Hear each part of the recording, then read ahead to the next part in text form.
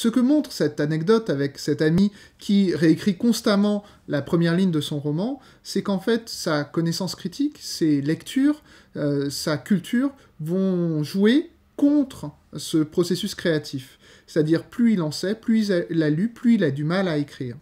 En fait, c'est un problème d'estime de soi. C'est-à-dire que son jugement critique va saper l'estime qu'il a de lui-même. Or, pour réussir à écrire, il faut avoir une certaine estime de soi, il faut trouver les moyens pour développer l'estime de soi.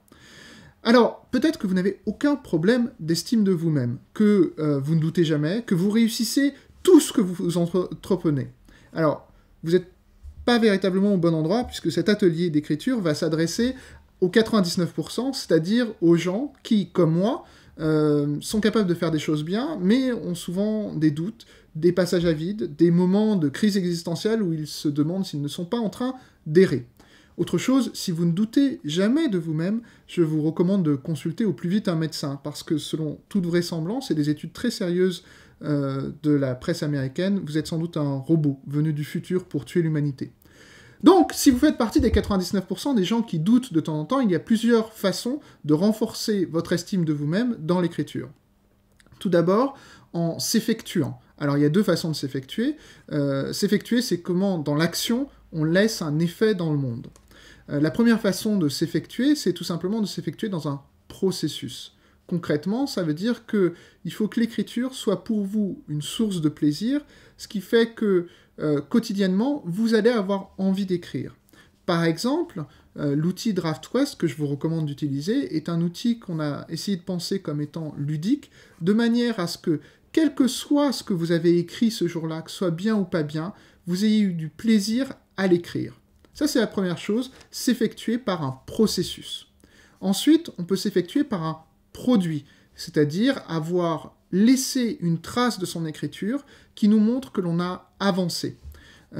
Pensons par exemple à l'écrivain contemporain Romain Ternaux, qui chaque jour se contraint à écrire une page de son roman.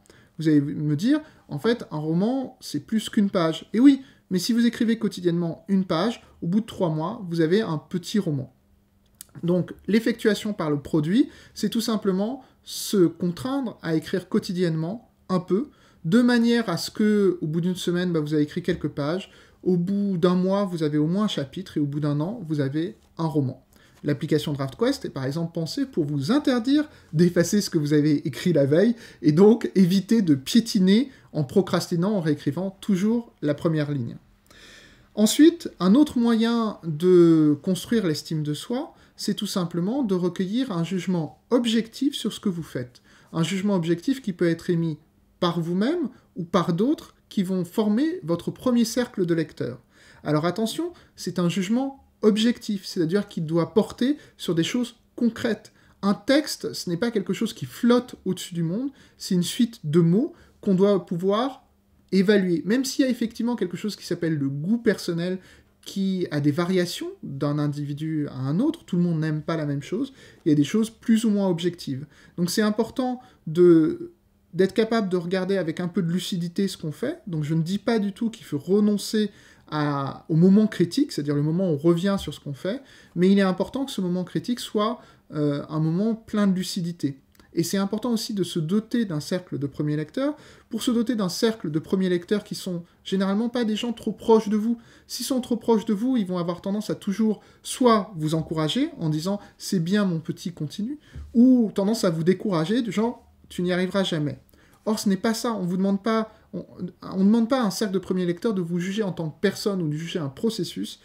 Il faut qu'ils jugent le texte. Donc l'intérêt, c'est de réussir à recruter des gens qui ne sont pas trop proches de vous.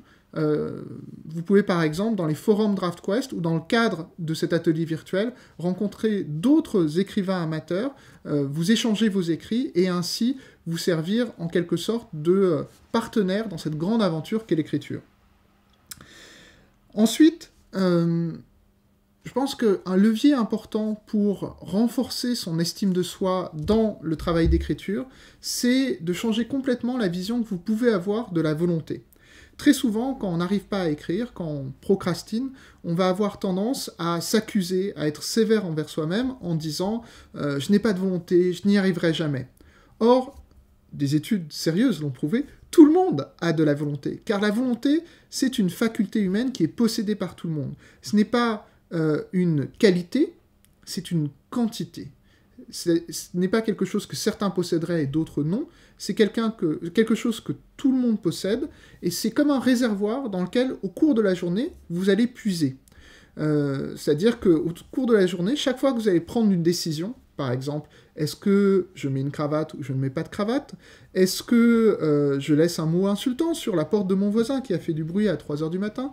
Ou est-ce que je prends le bus ou le métro pour aller travailler aujourd'hui? Chaque fois que vous prenez une décision, vous puisez dans cette réserve de volonté que vous allez donc épuiser jusqu'à la fin de la journée. Concrètement, ça veut dire que plus la journée avance, plus on a tendance à prendre des mauvaises décisions, plus on a tendance à avoir du mal à décider quoi que ce soit, et plus on a du mal à se lancer dans certaines activités. Concrètement, pour vous, un conseil, ça serait d'écrire plutôt le matin, c'est-à-dire avant que votre esprit soit parasité par un ensemble de décisions et d'informations. Écrivez 10 minutes tous les matins, et ça sera aussi un moyen d'avoir produit quelque chose, de vous être rendu compte que le processus créatif ne repose pas sur la volonté, et surtout, ça vous permettra de prendre confiance en vous-même parce que, jour après jour, vous aurez écrit quelque chose.